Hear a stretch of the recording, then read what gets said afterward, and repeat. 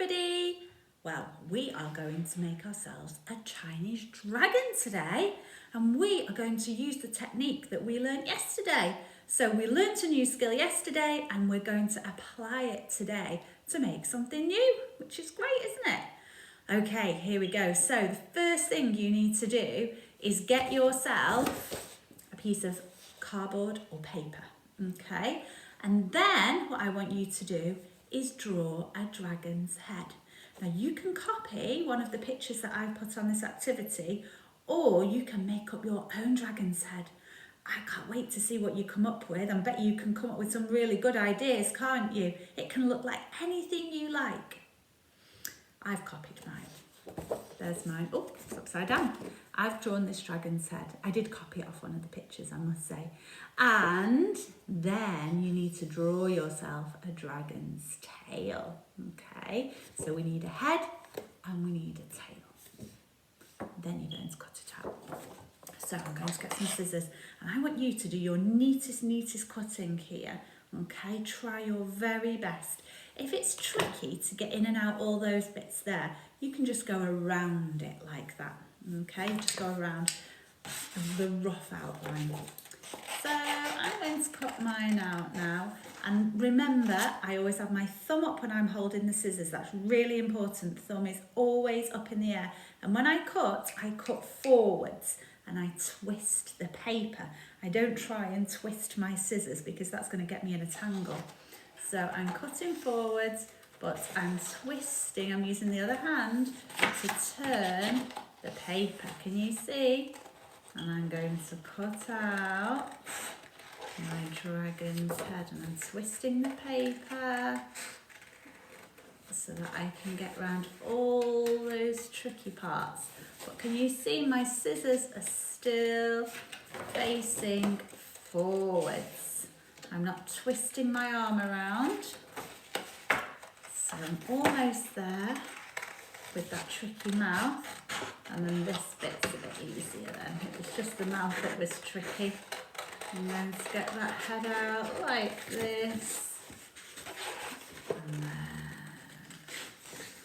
round and round we go. Almost there. This is a bit tricky too, but I'm twisting the paper so that I can get in all of those tight spots, all of the pointy bits. This is a curved part here, and then a pointy bit. So close. Twist that paper around, get my scissors in, and up, and twist.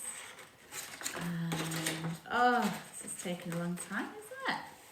Have to be careful though, because we don't want to spoil it. We want it to look really neat. Last bit. It's fiddly. It's fiddly. Almost there. Okay, just round his nose. Now we've done it. Oh, did it. There we go. So I've cut out my dragon's head. Look how neat that is. Okay, now what you might want to do is then turn it over and put an eye on the other side and the same decoration so that it's the same on both sides, no matter which way we look. I'm going to put that down for a minute. And I'm going to cut out my tail. And again, same thing, thumb up in the air, always. And I'm twisting and turning my paper round and round and round and round, round and round. To cut this out neatly. There we go. All the way around this side. And let's get rid of that big part. I don't need that anymore. And I'll just get these little bits off the end that I don't need. And then we're ready to attach everything together. Okay, put those in the bin, put them in the recycle bin. And again, you might want to decorate your tail on the other side too, so that it's the same on both sides. I'm sure that you have got other colours that you might want to use. Some of you've got glitter, I've seen it. Some of you might want to stick sequins on. You can decorate it however you like. I reckon you're going to do some really fancy dragons, aren't you? So we've got a head and we've got a tail. Now we need a body. This is where you're going to apply yesterday's skill. Are you ready for this? So I've got a strip of paper here, and what I'm going to do is I'm going to concertina it. Do you remember about that yesterday? Where you fold it a little bit one way. Do you remember? I folded it, and then what do I need to do? Turn it over. I'm going to fold it back the other way, and then what do I do? Turn it over, and I'm going to keep going with that concertina action the whole way to the end, and I keep turning it over, because if I don't, you're going to end up with it all wrapped up and you won't be able to open it out. So I'm going to go, keep going, I'm almost at the end. I can do it quite quickly, but you might need to take a little bit longer. Okay, there it is, and when I open it up, look at this. That's not long enough for my dragon. I want it to be even longer. So I've got another piece. I'm going to do the same. These are exactly the same width. That means they're the same size, aren't they? So I'm going to concertina this one now. What do you think I'll do then with my two pieces? What will I need to do with them? I need to attach them together, don't I? What should I use to attach them? What could I use? What worked best for you yesterday when you were doing your fans? I think I'm going to use sellotape. Okay, look, I've got another one now. So if I put those two together, that's going to give me an extra long dragon's body. I've got some sellotape. So you can make it as long or as short as you want. It's your dragon. You can decide. You might only want a short dragon.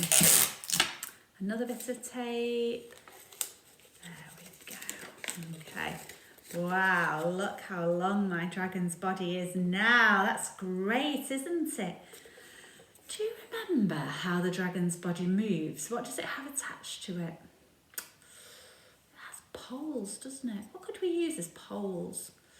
You could use straws, or you could use sticks. You could use pencils. You could use whatever you like. I've got some lollipop sticks. That's what I'm going to use. Right, so I've got my body. So now I need to stick the body to the head. Now you can do it however you like. So I'm going to do it like this. I want my dragon to move up and down like that. The other way you could do it, you could try and do it to the side somehow. Let's see.